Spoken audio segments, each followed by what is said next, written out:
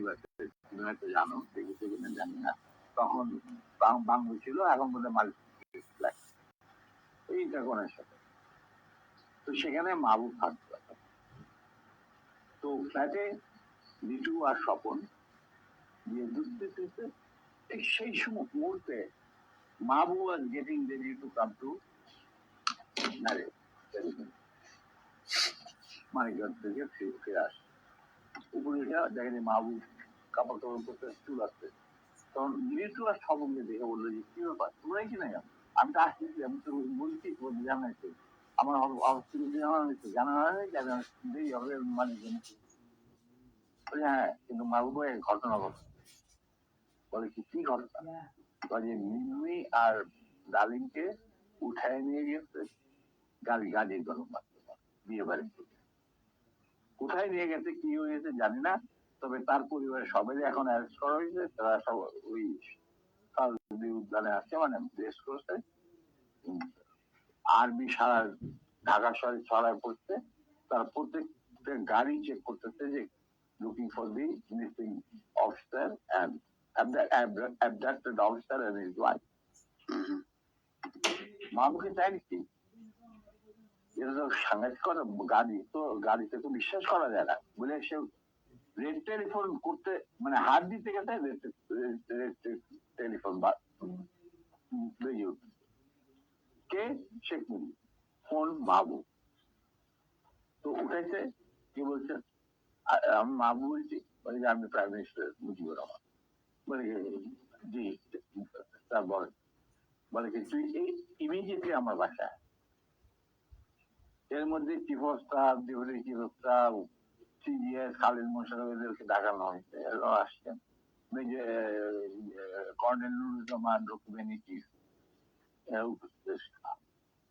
আসছেন সবাই। জিয়া রহমান অবস্থা ডেপুটি চিফ। আচ্ছা, মাহবুব তখন চলো, তখন লিটুদের গাড়িতে বসেই ও চলে আসলো।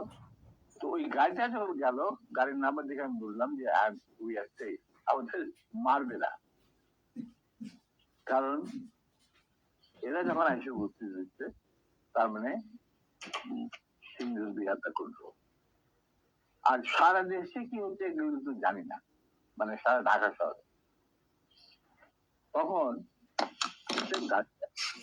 গেটের সামনে থামলো, ওটা থেকে মাহবুব নামলো, স্বপন লিচু গাড়ি নিয়ে দূরে গিয়ে সামনে ব্রিজের কাছে থামলো, গাছের ছায়া নিচ্ছে। আমরা যে মাইক্রোবাসটা আছি ওটা কিন্তু ওরা জানে না। মাহবুব চলে গেল ভিতরে। কিন্তু আমি চিন্তা করছি যে আমি কি করবো, কি করা উচিত। আমার ফার্স্ট ফিল্ডের রেজিমেন্টের লোকেরা মুজিবের গার্ড হিসেবে নিয়ে যেত। আমি যদি একটা আওয়াজ দেই তখন তো তারা সমস্ত ব্যারেল ঘুরাই দিবে। কিন্তু এর মধ্যে একটা ক্রস ফায়ার সিচুয়েশনে কে বলবে কে বাঁধবে, তো একটা সমস্যা। এটা বোধ হয় ঠিক হবে না। যেহেতু মাহবুব ভিতরে গেছে, কিছুক্ষণের মধ্যেই মাহবুব, আমি দেখলাম যে মাহবুব না, শেখ কামাল, রেহানা, তারপরে শেখ জামাল, বেগম মুজিব গেটের বাইরে এসে আমাদেরকে খালাম্মা টালাম্মার চলার অসুবিধা, মানে রক্তাক্ত চুল্লু দেখে তো ওরা ঘাবড়াই গেছে। তারপরে নিম্নের অবস্থা, তো ভেতর নিয়ে আমাদের ভিতর নিয়ে গেল। তখন ভিতর নজর বলে দেখলাম সিটিং রুমে প্রথম আমার ডাকলেন মুজিবুর রহমান আর আমার নিম্নিকে। তো রেহানারা সব ওখানে দাঁড়ায় রইল, মিস্টার মুজিব দাঁড়ায় রইলেন।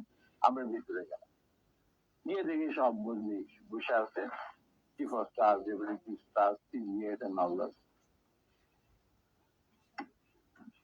তখন এর মধ্যে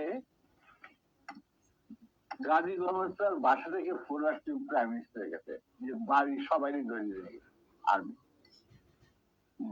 যতক্ষণ পর্যন্ত আমাদের অফিসার লেডি ওয়াইফকে না পাওয়া যাবে আমরা কাউকে ছাড়বো। আর ওই গার্মেন্ট 17 দিন যে গার্মেন্ট গিয়েছিল মাইক্রোবাসে, খবর শুনা গাজীরও মুখ শুকায় গেছে, মুজিবুর রহমানেরও মুখ শুকায় গেছে, যার জন্য এই সবাইকে ডেকে নিয়ে আসছে, জিয়াউর রহমান, শফিউল্লাহ, খালিদ মোশাররফ।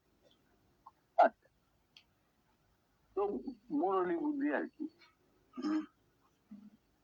আমরা ঢুকতেই নির্মিকে জ্বরে ধরলেন মুজিবুর রহমান, না তুই কাঁদিস না, তুই কাঁদিস না, আমি এটার বিচার করবো। এই হারামজাদা গাজী, তুই করছিস কি?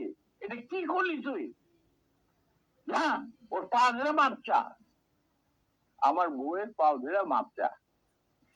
গাড়ি একটু অগ্রসর হওয়ার পর আমার বউ বলল, নিজের চপ্পল খুলে বললেন, খবরদার, তুমি আমার ক্ষমা পাওয়ার যোগ্য নয়, আমি তোমাকে ক্ষমা করতে পারবো না, তুমি পিছিয়ে যাও। মুজিব আর বাকিরা সব চুপ করে বসে, আমি চুপ করে দাঁড়িয়ে।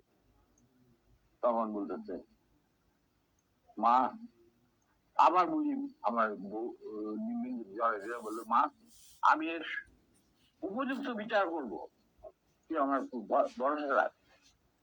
তখন আমার বউ বলছিল, যে চাচা, যাদের রক্তের উপরে আপনি আজ দেশের প্রধানমন্ত্রী,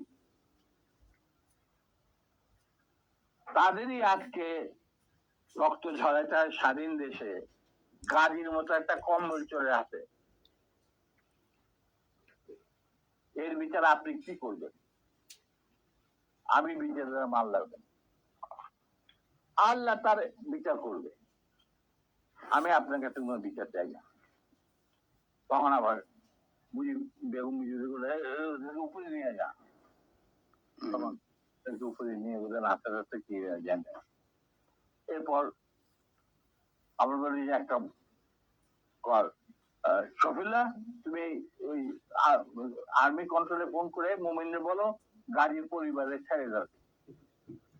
তো শফিলের পিতাকে ফোন করলাম মেজর মোমেনকে।